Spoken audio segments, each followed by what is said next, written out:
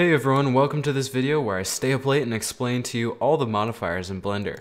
So what I want to do first before I get into it is tell you a couple of the settings that show up a lot so that I don't have to keep explaining them. First of all, if you see any setting that has to do with subdivisions, resolution, iterations, anything like that, all it means is that it's going to usually increase the quality of whatever operation you're doing at the expense of computational power. Something else you'll see a lot is vertex groups, symbolized by this icon right here. Usually what this means is that you can limit the effects of whatever modifier you're doing to a vertex group, so I'm going to go over really fast how to create one of those. First, you're going to go into your Mesh Data tab, click the plus, now you've got a vertex group, go into edit mode, choose the vertices you want to be part of this group, click assign. You can always see what vertices are in your group by clicking select. In this case, it's only these. And if you want to remove them, you can click remove. To select a vertex group, you would go back into your modifier settings and choose that group. And now you can see it's only affecting those vertices. So why did I make this video? Well, I wanted something like this when I was starting out, and people were really helped out by my last video about all the material nodes, so I figured I'd make one for modifiers too. I do want to point out that this is an overview so that people can use it as a reference. There are some other YouTubers who have made longer videos that go much more in depth, but condensing information is something that I do a lot, so I figured there might be a place for this type of video. And of course, I don't expect this to get the kind of reception that my last one did, but I want to make sure that this information is accessible, so here we go. The data transfer modifier does exactly as the name would suggest, transfers one type of data from one object to another. One of the most common ways you'll see people use this is to create custom normals. Utilizing the custom normals option under face corner data, you can literally take the normals from one object and project them directly onto the other object. However, it's common for artifacts to be left over. There are other ways to achieve things like this after all. Now this next modifier is called the Mesh Cache modifier, and basically what it does is it imports and applies different types of animation files, the two that are supported being MDD and .pc2. So right now I set up a ball bouncing animation and I enabled the MDD import export add-on, which is included by default with Blender, so all you have to do is go into add-ons and check the box, then go to File, Export, MDD. And then once you've exported your MDD, of course, then you go to File Path on your Mesh Cache node, click that File button, go to wherever you saved it, and import that MDD. And so you'll notice right away that stuff is starting to happen because the animation has been applied to the object, and you have a few options such as influence to kind of affect the animation after you've already imported it. And in some cases you may need to flip the axis depending on what program you imported it from. I personally don't know a lot of people who use this in their workflow, but that's okay because some people I'm sure do. Now, something important to keep in mind, if you import something like an OBJ to make this work, when you go to import it, you're going to need to go under Geometry and choose Keep Vert Order, because this modifier depends on all the vertices being in the exact same spot as they were before. If they're not, it's not going to work. The Mesh Sequence Cache, on the other hand, does something similar with alembic files. The Normal Edit modifier allows you to alter the normals of an object using another object as a reference. In this case, I have it set to directional editing these plane axes as the target. And I did manage to find a practical use of this effect on the Blender documentation. You can download this blend file from there at any time. I will link that in the description for you. Here you can see a common effect in games, editing the normals of leaves to look like they're facing the camera. This is a sort of illusion that makes the branches seem fuller. As you can see, here the branches look far more sparse compared to this image. And that is all thanks to the Normal Edit modifier. The weighted normal modifier tightens up the normals of your objects so that they're more likely to point towards the direction of your face normals, instead of out in the middle of nowhere as you see right here. Here we've got 1736 vertices, here we've got 24 vertices. This one clearly looks a lot better, but let's just go ahead and add a weighted normal modifier, slide the weight all the way up, and the fact that these are even comparable is ridiculous. Just for the heck of it, let's add one with one more level of subdivision depth, coming in at 56 vertices, smooth, auto smooth, throw on a weighted normal modifier, bring the weight all the way up, and I can hardly tell the difference between these two. This modifier is awesome. The UV project modifier allows you to select an object to use as a projector and then use that for custom UV projection, just like I have this arrow here projecting the UV map onto this Suzanne. It stays that way even if you rotate the subject. Why does it look like he's moving? The UV warp modifier allows you to use external objects such as an empty or something else, and then use it to alter the projection of UVs onto your other object. So in this instance, I'm using an empty plane axis.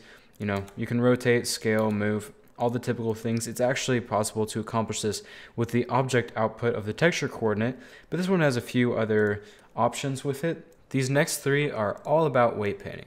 The first one is called Vertex Weight Edit. For it to work, first you're going to need to select the vertex group you're trying to edit, and from there it depends on what you want to do. You're going to want to check these boxes Group Add and Group Remove depending on what you want to do to the weight painting job you've already done. So if you check Group Add, one of the things you can do is change the default weight by sliding this slider here. Nothing that you've already painted will be affected by this unless you want it to, and you can adjust that fall off with this parameter here. You can also check this Group Remove box to scale back your weight painting. Now this next one is Vertex Group Mix, and I kind of see it like a mix node if it were a node for vertex weights. And so basically you have a vertex group A and a vertex group B, and next you have a bunch of mixed nodes available to you. You can add to weight paint groups, you can subtract, you can multiply, you can divide, just like you would with any other kind of data. Finally, we have the Vertex Weight Proximity modifier. First thing I'm going to do is create a new group and assign all of the vertices to it. Now what you're going to do is set that group to be the vertex group option in Vertex Weight Proximity. And here's how we're going to demonstrate the way this works. I'm going to put my 3D cursor somewhere in the center of this topology, I guess you could say. And now I'm going to add in an empty. I'm just going to make it a cube, I think. And I'm going to scale it down. One thing I've noticed is that the scale doesn't affect it at all. It is just about where it is. And so now what I'm going to do is I'm going to select that cube as a target object. Now I'm going to set the distance to geometry because this is going to change everything.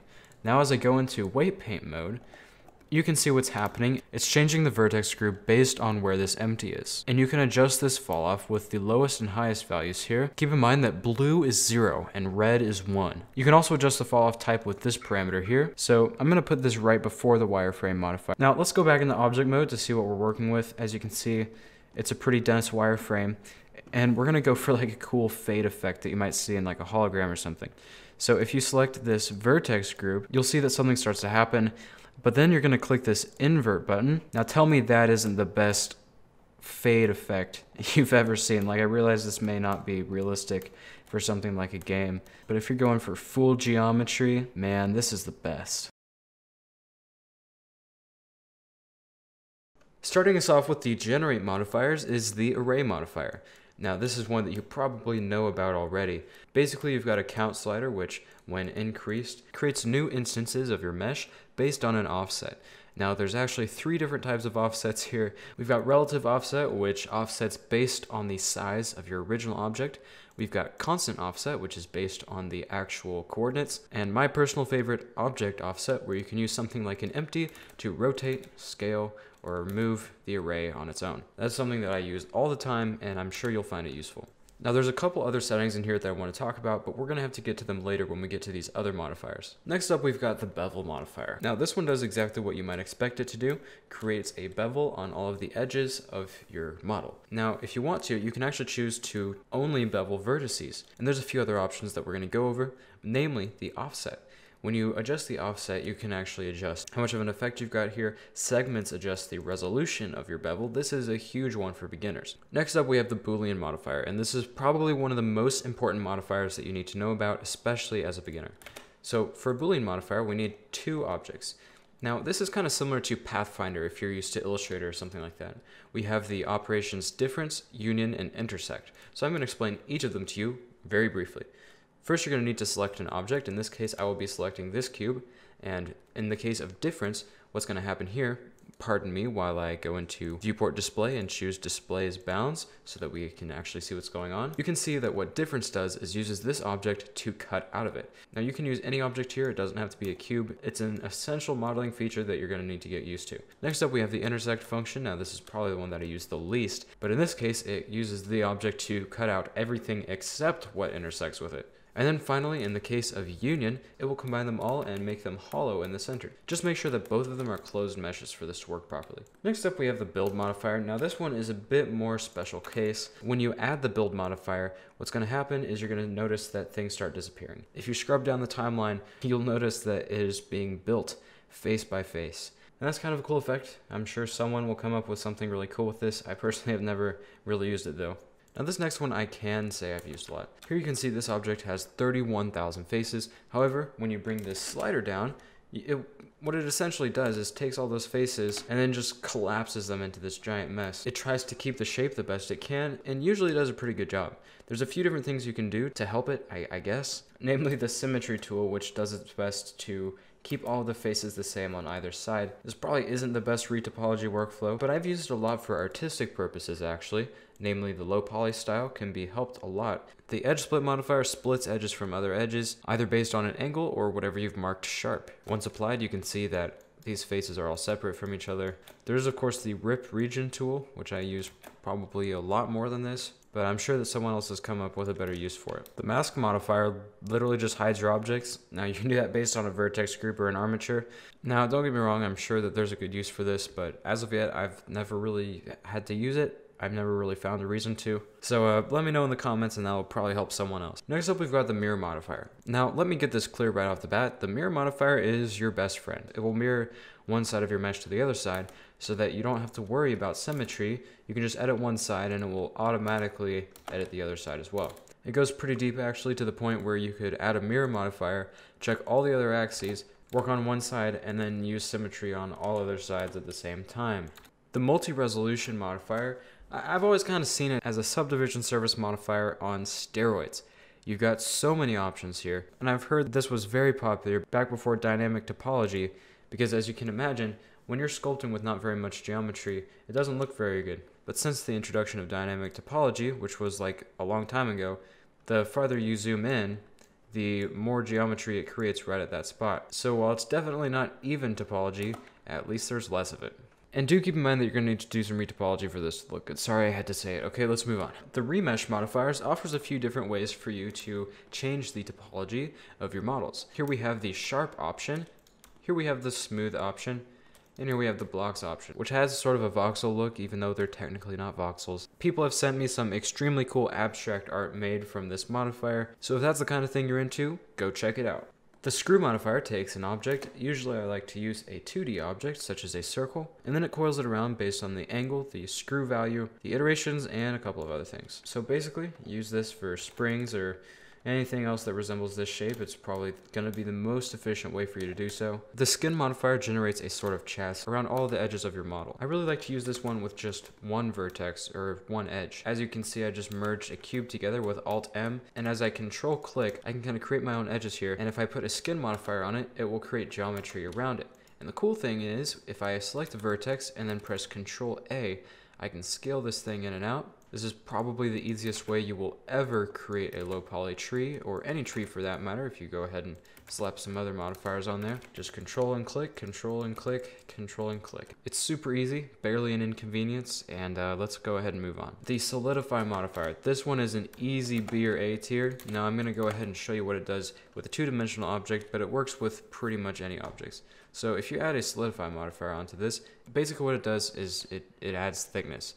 That's what most people will be using it for, because you've got to admit it is super nice to just be able to work 2 dimensions and it automatically be made into 3 dimensions. I mean, that's the kind of stuff that the procedural workflow is for in the first place. But anyways, next up we have the best modifier in Blender, the Subdivision Surface. And honestly, if I had to choose one modifier out of all of these, just one that I could keep, it would be the Subdivision Surface modifier. I use it in pretty much every single workflow. You've got these options for subdivisions down here. One of them is for the view. This is how many subdivisions you want to see happen while you're editing. And then the render, which increases the quality when you hit the render button. Usually I like to keep the render just one level higher than the viewport because I'm usually working in a higher resolution when I render things. Case in point, this Funko Pop model I made of my girlfriend. For most of it, I was working with a subdivision surface level of 1, but then in the render, I increased it to 2. Alright, let's go ahead and speed run these last couple modifiers in the generate category. First of all, we have the Triangulate modifier. This is going to take your faces and turn them into tris instead of quads. Now, you've got a few different algorithms to run through to find your perfect triangulated topology. I'm not going to explain all of them, but if some of them are giving you errors, it is definitely worth trying some of the other ones. Wireframe, I love this modifier so much. You can adjust the thickness, and basically it takes all of your edges, generates another chassis around them to create what looks like a wireframe. And finally, the Weld modifier is, from what I can tell, a sort of merge by distance modifier. Here you can see we've got a cube and one collection of vertices that seem to be pretty close together, and if I increase the distance on this Weld modifier, you can see that it just gets merged together. And that's essentially what it's for, because sometimes when you're doing things like hard surface models, you end up with vertices that are so close together that you probably meant them to be merged, but for some reason that didn't happen.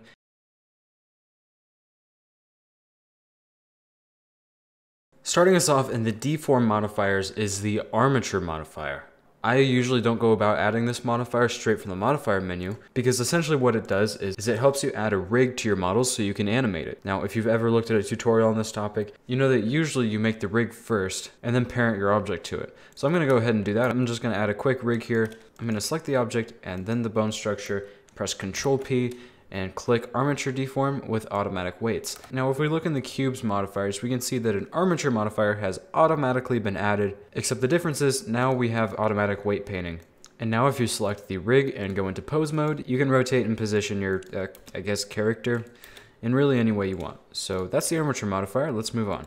The cast modifier specializes in turning things into either spheres, cylinders, or cuboids. Let's check it out with this subdivided cube. Right now I have it set to cast type sphere, and if I up the factor, you can see that it tries to become a sphere. A factor of 1 is pretty much exactly what you want to entirely morph it. Anything above or below will exaggerate the effect. Next up on the roster is the curve modifier. Now, I'm going to combine a few modifiers here to show you a cool trick I found. So I'm going to add a wireframe modifier to give it a little bit of depth. I'm going to add in a curve and a path, and then I'm going to scale it up a little bit, apply all the transforms, you know the drill. Now I'm going to add an array modifier and choose fit curve for the fit type. That means that instead of choosing a number for the amount of objects that you want, it'll choose that number for you based on a curve, and in this case, it's this path curve, and as we increase the size of the curve, we get more objects. And that's super cool. But here's where the curve modifier comes in, because essentially it allows you to deform an object along a curve, and in this case it works perfectly since we're already basing the number on the length anyways. So yes, this means you can literally go and mess around with a curve and create instances of an object along that curve perfectly. Now this is really great for things like chains. I can imagine it's good for things like ropes, specifically the really detailed ones. Oh, and fun fact, if you delete everything in that path and then click this tool over here, draw, you can draw the curve and have everything duplicate along it perfectly. It does bug me a little bit that you can't just keep doing that, but oh well. But either way, it's a really cool effect, and I'm sure people are going to do really cool things with it. Oh, who keeps putting these things in my video? The Displace modifier uses a texture to move the vertices of your mesh up and down. Now this one's really useful for materials, for landscapes, and for pretty much anything that you need extra detail, but you don't actually want to go and sculpt or model that detail. Something to look out for is these texture coordinates. It's set to local by default, but in some cases you're going to want it set to your UV map. This next one is called the hook modifier, and it essentially allows you to use an object such as an empty to edit the geometry of another object such as this cube. So first, I'm going to subdivide this a whole bunch of times, and then I'm going to go into the vertex groups and go ahead and add one, and let's just do all these faces in the front. Go ahead, click assign. Now you're going to go and add a modifier. In this case, it's going to be the hook modifier. Choose the empty as the object. You're going to want the radius to be something pretty small at this size. And make sure to choose the vertex group. One way to test if your radius is good is just to bring it out a little bit and then go ahead and adjust the radius until you get an effect that you like. Something like that's pretty cool. Interestingly, this is one of the ways that you can animate in edit mode. You can add multiple different hooks, and if you go into edit mode, you can actually choose individual faces or sets of faces to be hooked by pressing the Ctrl H key. And then you can hook to a new object assigned to one of your other hooks. And well, it's a fun time all around. Next up, we've got the Laplacian Deform modifier. Now, I'm going to be using the Blender Documentation's example blend file here. It's a horse, in case you can't tell. Here's what you're going to need. You're going to need a vertex group to be the anchors, and well, that's kind of it. Essentially what they've done is they've taken this base mesh and they've attached hooks to some of these vertices and then used those to reposition the horse. And the reason why the Laplacian... the reason why the Laplacian Deform modifier is there is because of this. I need to go to bed. So yeah, this is a very serious business. Only professional uses for this modifier here. Clearly it does a pretty good impromptu job. I mean, it's a very powerful modifier. Here you can see that we have transformed a zebra into a giraffe. All jokes aside, if you do incorporate a lot of hooks and deformation into your workflow, this is a great modifier to get you started so that you don't end up with a... The lattice modifier is another great deformation one. If you go into add and you've seen this lattice option, you may not have known what it does before, but if you click on it and scale it up, it's actually got a few use cases, the main one being the lattice modifier. One thing that you should do first is increase the resolution of your lattice. To do that, go into your lattice options, go into resolution, and up all of these to at least 3 in my opinion. Now click on your monkey or whatever else you need, add a lattice modifier, go ahead and select the lattice, And now here's what you're going to be able to do. Go into edit mode on the lattice, and as you drag these corners in that, you'll notice that it's deforming the object base on the lattice, which is of course super helpful, especially with higher density objects where it's impractical to move around and deform the original mesh. Things like this help that become a reality. The mesh deform modifier is pretty much the same as the lattice modifier, except you can use a mesh instead. So in this case, I've chosen a cylinder. I've clicked the bind button that's gonna attach it, but do keep in mind that that could take a while, especially for the larger objects. But that being said, it does afford you some extra customization, so let's play around with it and see how it works. Turns out it works like a charm. So if lattice just isn't cutting it for you, go ahead and use the mesh deform. Next up, we've got the Shrinkwrap modifier. Now this is one that is really popular with retopology specifically. You're going to take an object such as a plane or something that can be projected onto something else, and then you're going to add a Shrinkwrap modifier to it and select your target. And as you can see, it's just going to slap that thing down on the object. There are a whole bunch of mode settings in here to go through, so I recommend that you actually check out the documentation or a better tutorial on retopology for that kind of thing, because retopology is an important part of your workflow. However, it's not the primary topic of this video. Next up is the simple deform modifier. Now we've got a whole bunch of options in here to cover. First of them being the twist option. Now you're going to choose your axis, and then you use the deform angle to twist your object like so. Pretty cool effect. Next up is the bend. Again, select your axis and begin deforming. Next up is taper, the effects of which you can see on the screen now. Now things like this are really good for creating trippy objects such as this tunnel which extends forever. No, just kidding, it's a wormhole that does that. There's a lot of creative freedom to be enjoyed in here, and I'm sure that someone is creating incredible procedural models with this. Next up, we've got the smooth modifier. What it does is pretty apparent right from the start. The main option that you're going to want to work with is this repeat slider. As you increase it, the iterations of this smoothing algorithm are increased, and it will continue to smooth your objects until they've had enough internet for today. The factor is something that you can adjust to change the strength of the effect to instantly go from Suzanne to something that I can only hope exists not beyond this screen. The smooth corrective modifier is meant to be used to fix mistakes that happen when you deform an object using an armature. Now these effects are going to start to be a lot more beneficial as you get into very complex characters, because let's be real, even if you do a really nice weight paint job, there's still things that are going to turn out wrong. Laplacian Smooth. Now this one is probably the cream of the crop here. Here you've got a repeat slider, which is going to determine the iterations of this modifier. The factor value will change the strength of the effect on most of the surface. You can also go inverted to have an opposite sort of effect where it emphasizes the imperfections. Now the border setting does the exact same thing for borders. That's why I removed Suzanne's eyes. Sorry about that, Suzanne. Ever wanted to know how to make blinds that get affected by the wind or something like that? Well, it doesn't matter because you're about to. Make your blinds, then make a plane. This plane needs to have some resolution to be able to bend. Essentially what we're going to be using here is called the surface deform modifier. We're going to be transforming the deformation of this object over to this object. Since it's going to be difficult to do something like a cloth simulation for this one, we might as well do it on this one, right? So go ahead and add a surface deform modifier on your curtains or your blinds or whatever object you want to. I'm sure there's a million other uses for this. Go ahead and target your plane and then click bind, and then to test it, go ahead and grab some of those edges and move it around with proportional editing just to make sure everything's working okay. Then you're going to go ahead and, in the case of this example, you're going to go ahead and add these vertices to a new vertex group. These are going to be your pins. Go ahead and go to the Physics tab, add a cloth simulation, head all the way down to Shape, go to Pin Group, and choose that vertex group that you made the pins with. And then if you want some wind, all you have to do is press Shift-A, go to Force Field and Wind, and then adjust the settings however you like. You can hide that original plane if you want. And then as you can see as we play it, it is deforming the plane, which is the actual cloth simulation, and then transferring that over to these blinds. So clearly you could get really creative with this. It's all up to you. Now next up, we've got a pretty niche modifier. It's called the warp modifier, and I'm pretty sure I'll never use it, but I'll explain it to you anyways. So you know how we have all those other deform modifiers, right? Well, this one chooses to do it in a pretty unique way. So you're gonna need to add 2 empties, not just one. I'm gonna just duplicate these. And then what you're gonna do is choose one empty and then choose another one.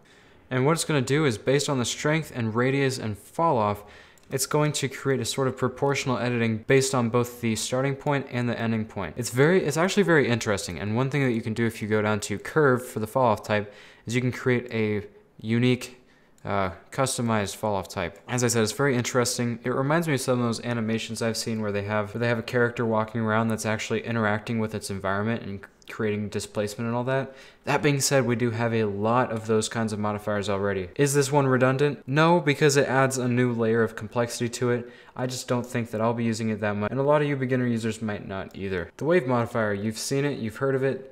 This is what it does. Now I have it offset on the X. You can use these two options to do that, both the position X and Y. If you have that at 0 and 0, it's going to be a radial wave, and that's cool too. Now as you can see, there's a bit of a delay when it starts, and that's because the waves are still coming from that point off to the side.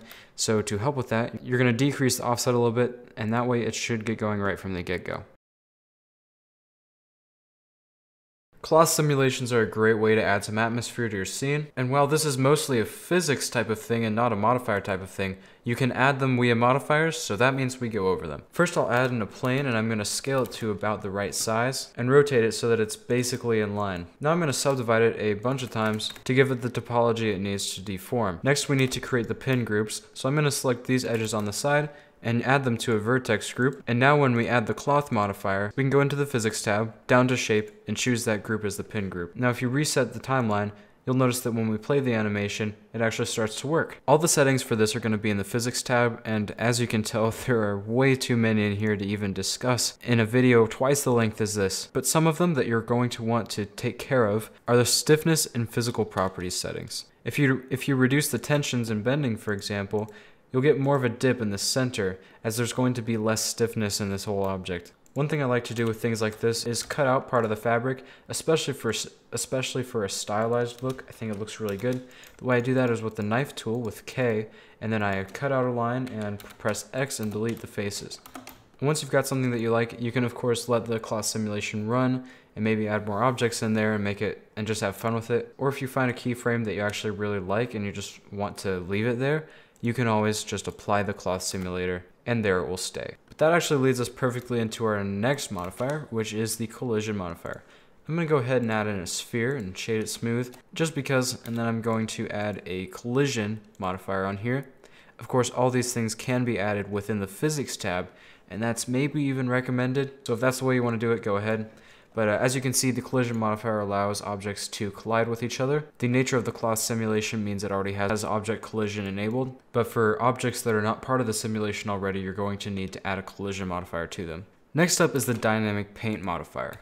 Now for this thing to work, you're going to need two different types of objects. You're going to need a canvas object, which in this case is going to be a subdivided plane for me, and you're going to need a brush. And I think I'm just going to use a rock generator from the extra objects add-on, which comes default with Blender, by the way.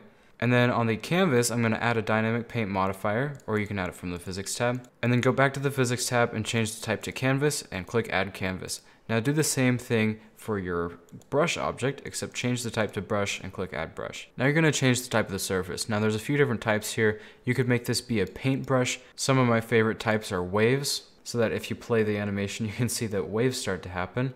And as you play with the brush object, it dynamically creates waves. There's also displacement, which allows you to displace the geometry, as you might expect. Next up is the explosion modifier. I'm going to use another object from extra objects. First off, I'm going to add an explode modifier, except right away you'll notice nothing happening, even if your animation is playing. So here's what you're going to have to do. You have to go into your particle settings, add a new particle system, and in this case I'm going to use emitter, and then go back to modifiers, make sure that goes before the explode modifier, because what this is going to attempt to do is use the particles to break faces off of your object until it is completely gone, and do things such as reduce the number of particles total to choose the amount of pieces that your object will break into. You can change the frame start and frame end to define the range. Now something else you're going to want to do is work with the rotation. I usually just drag randomize all the way, and for some reason that makes it not randomize all the way. Next up, we're going to make the ocean, so go ahead, add a plane, scale it up, give it some vertices. Go ahead and add a modifier and add an ocean modifier. This one actually works pretty much right out of the box. You just have to adjust the scale of all of this. So I'm going to go ahead and bring the size value down. Now here's a quick overview of some of the settings that you need to know about. The repeat settings you could kind of think of like an array. The time setting is where in the animation this is going to be. It doesn't animate by default. You'd actually have to go and animate this time value right here. The particle instance modifier allows you to basically copy the particle settings from one particle system all the way over to another particle system with a different object or something of your choice there. The particle system modifier is added automatically whenever you add a particle system, or of course you can add it with the modifier. You can click this properties button or go to the particle settings to open up your particle settings. Now you can either have an emitter particle system or a hair particle system, both of which can be a lot of fun to play with, but are extremely complicated dealing with different types of physics. You will be able to find extensive tutorials on each of these, and as this is not a particle tutorial, I won't waste your time. Fluid simulation is one of those things where it takes two different objects to make it work. First you've got to have your flow, and then you've got to have your domain object. And while I'm not much of a fluid simulation guy myself, I do know that CG Geek has an excellent video on the topic that you might check out if you want to go deeper into this. And finally, for all of the modifiers, we have the soft body modifier. Now for this one, I just went and made a cube with this much geometry. It's much less taxing to create less geometry to start with and then subdivide it afterwards, as I'm doing here, as it would be to do another subdivision level right here.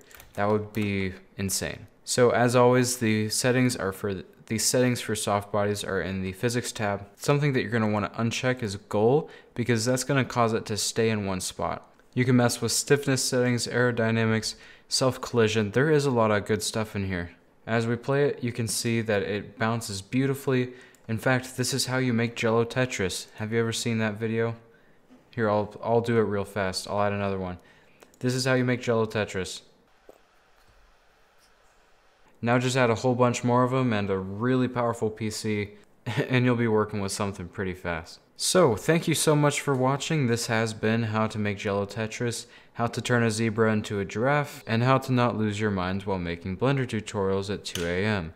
If my energy varied throughout the video, I'm very sorry for that. They do take quite a while to film, and now I've got an editing session, but it's all worth it because I know that somewhere out there is someone who's going to benefit from this information. If you learned something new, a like and subscribe is always appreciated. Helps me keep these videos running. I don't really have anything else to say besides I hope you all are staying safe. With that being said, my name is Daniel Kraft. I hope you have an excellent day and happy blending.